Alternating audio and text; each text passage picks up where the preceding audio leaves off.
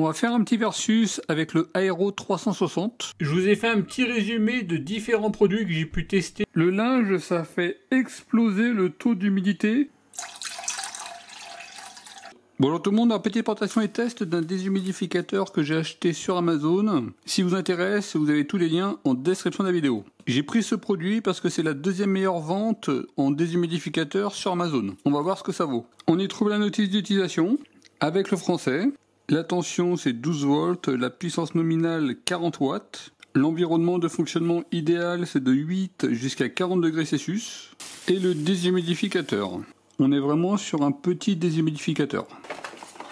Un câble d'alimentation, on est sur du 42 watts au maximum. Sur la partie avant, on a le réservoir à eau, avec un système trop plein. Ça devrait l'arrêter s'il y a trop d'eau dans la cuve. Sur la partie arrière, pour connecter le câble d'alimentation.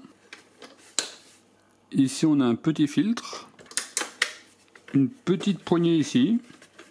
Et sur la partie haute, le bouton de fonctionnement et une lumière. On va commencer par un petit test dans un très grand volume, 19,2 degrés, 62%. Là, je vais le connecter sur une petite station. Je remets la vidéo de présentation sur le i en à droite ou en description de la vidéo. Allez, c'est parti. Je vais le faire sans la lumière. En consommation, on est à peu près sur du 41 watts. On est sur un peu plus de 4 heures de fonctionnement. Vous voyez, donc ça récupère un petit peu d'eau. Et au niveau de l'humidité, il n'y a pas eu d'impact. On est toujours sur 62%.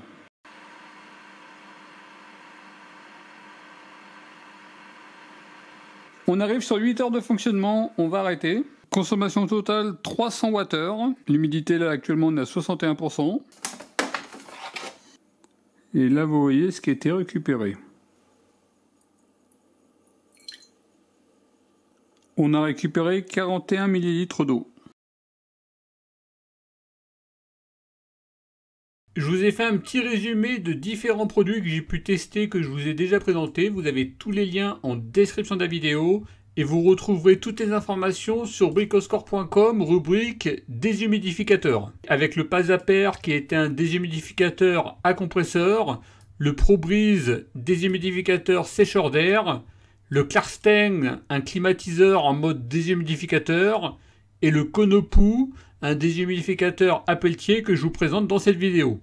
En 8 heures de fonctionnement, la consommation est de 300 Wh pour 41 ml récupérés. Pour 100 Wh de consommation, il récupère 14 ml. C'est vraiment très très faible. À température équivalente à 19 degrés, le ProBreeze, il récupérait 49 ml pour 100 Wh de consommation. C'est-à-dire 3 fois et demi mieux que le Konopu. Et le Pasaper, il récupérait aux alentours de 19 degrés 79 ml. C'est-à-dire plus de 5 fois et demi mieux que le Konopu, à température et taux d'humidité équivalent. L'eau récupérée pour 1 heure de fonctionnement, c'est seulement 5,1 ml. Il ne faut pas être pressé. Le ProBreeze, il récupère 184 ml à 19 degrés. En 1 heure de fonctionnement, on récupère 36 fois plus d'eau avec le ProBreeze. Et avec le Pasaper, 176 ml. 35 fois mieux que le Konopu. Si vous avez vraiment des gros problèmes d'humidité, il vaut mieux vous diriger plutôt sur le ProBreeze ou le Pasaper. La consommation est très faible, mais également la récupération d'eau est très faible. On va faire un petit versus avec le Aero 360. Pour l'occasion, j'ai acheté une recharge. C'est parti. Et on est dans une pièce non chauffée et assez humide. On est sur 24 heures de test, on va arrêter. Consommation totale, en 24 heures et 5 minutes, on est sur 905 Wh. Alors, Rupson, on a récupéré 11 ml. Et là, le déshumidificateur.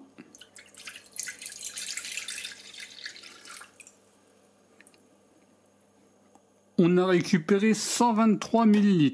C'est 10 fois plus performant.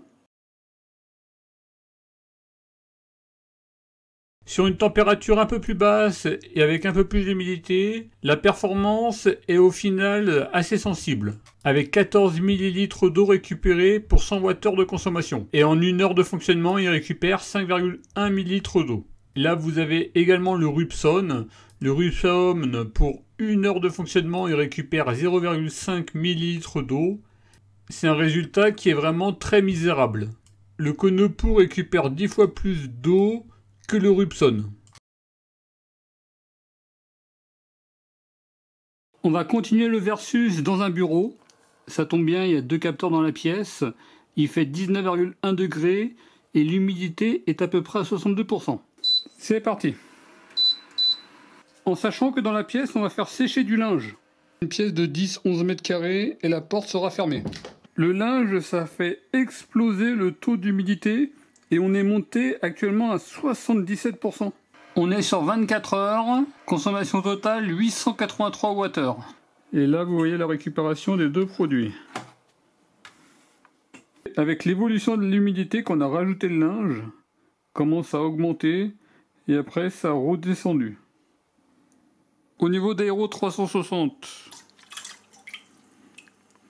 on a récupéré 40 ml, 42 ml. Et au niveau du déshumidificateur,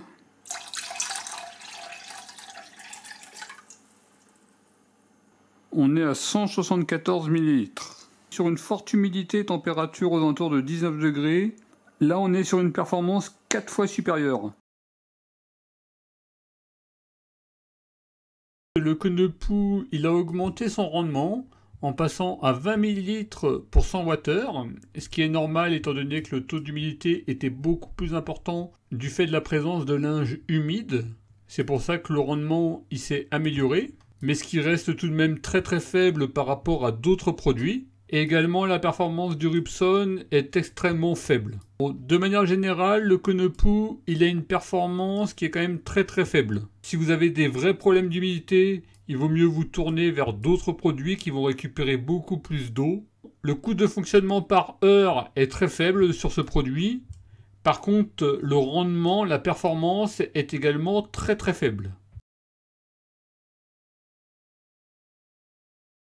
Je vous ai rajouté 2 nouvelles informations, le coût et le temps pour récupérer 1 litre d'eau. Avec le Konopu à 19 degrés, ça vous coûtera 1,83 € et il vous faudra 195 heures pour récupérer 1 litre d'eau. Le Pasaper à 19 degrés, 32 centimes et 5,69 €. Et le ProBreeze, 51 centimes et 5,45 €.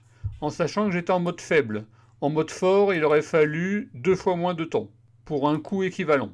Je vous remettrai toutes les informations et tous les liens des différents produits sur bricoscore.com, rubrique déshumidificateur. Vous retrouverez également tous les liens en description de la vidéo.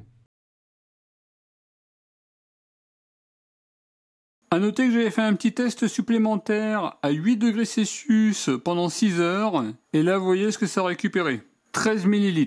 Là, je vous affiche le tableau actualisé. Plus les températures vont être basses et plus la performance va baisser.